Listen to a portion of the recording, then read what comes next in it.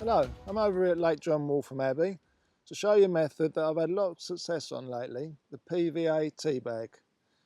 Now the PVA bag is a PVA bag that melts when it hits the water.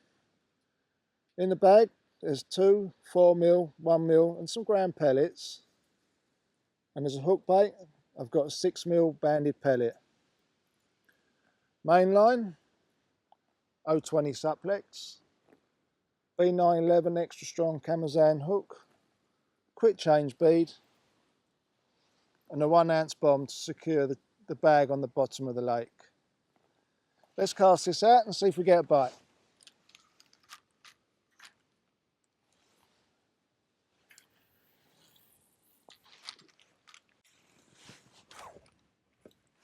Whilst we're waiting for the bag to dissolve, let's try and explain what goes on here. As the PVA bag melts, it's a melting mesh. The hook bait hopefully stays right in the middle of a plate of food for the fish. As the fish comes in, especially the carp, sucks the bait in, fish on. Now, the reason why I fish the tea bag over the method is that I know when this bag goes in the water, all the bait will hit the bottom. On the method, I've seen it many a time. Feeder goes in, you can see pellets, ground bait come off. Who's to say that that hook bait is in the middle of that method feeder? With a tea bag, it's there. Also, another good reason to use a tea bag is if the bottom's silty. You can cast in, move it. With a method feeder, you can't move it. So as I cast in, tighten the line, pull it out the silt, ready to go, hopefully fish on. Fish, not just carp, skimmers, bream. It's a method that I have a lot of confidence in. Now I'm going to show you how to tie my PVAs. I use the ESP 20mm kit, already on the tube. You can buy refills once you bought the kit. I use a measure, 2 different sizes, landing net, handle tops, bungs, whatever you want to call them. Nice scoop. In that mix, I've got some Bait Tech 2mm, 4mm mixed pellets. In the bag, get the plunger, compress the pellets,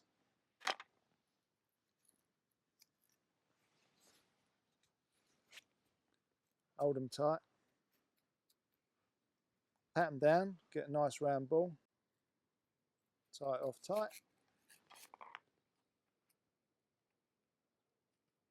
Nice knot, keep it tight. 1 tea bag ready to go.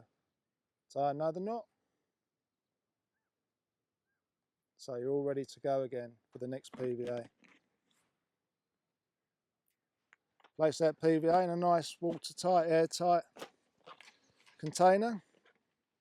As you can see, I've got a few there all ready to go. Tie them at home. It's my wife's disgust and my dog's pleasure, as the dogs love the pellets. The wife hates the smell of the pellets. Never mind, she don't mind when I bring home a little bit of money from winning through the method. Another bag to go.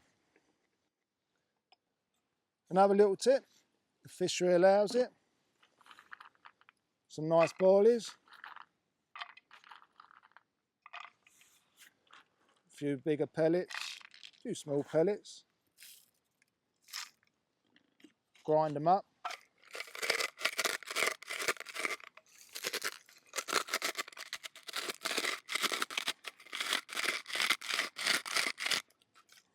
To a pulp. Put them in your mix.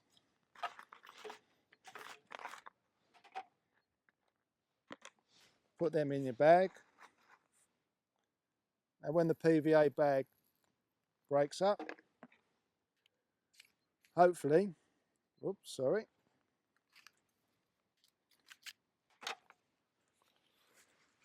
hopefully you'll get a cloud off the ground pellets, which will attract the fish. As I said before, unfortunately, I'm not allowed to use these here as the fishery don't allow boilies.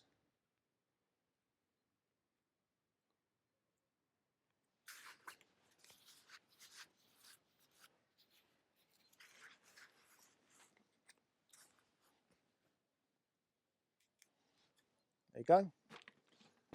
other PVA all ready to go. A lot of anglers like to hook them in the side, twist the hook, hook it again. Personally, I don't like that. I actually like to pull the hook length into the bag. Now to do this, you need a latch type baiting needle. Put the needle a third of the way into the bag. There is a reason for this. Get your hook length, close the latch. This stops you bursting the bag. Pull the hook length into the bag. Now when you cast in, hopefully the weight of the bag will land like that on the bottom, so your bait's on top of the PVA bag. Another little tip I like to do, I like to show you, is the use of GLUGS. Here's one I use at Barston Lakes. Put the bag in, let it soak. Got one ready to go on another product I like to use. Very smelly glug. Not really advisable to use in the winter because it delays the breakdown of the PVA bag, but in the summer it's deadly. The fish love the smell, they come in on that smell. On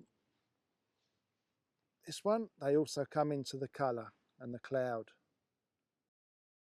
My final tip, when fishing the PVA in the winter, nick the bag.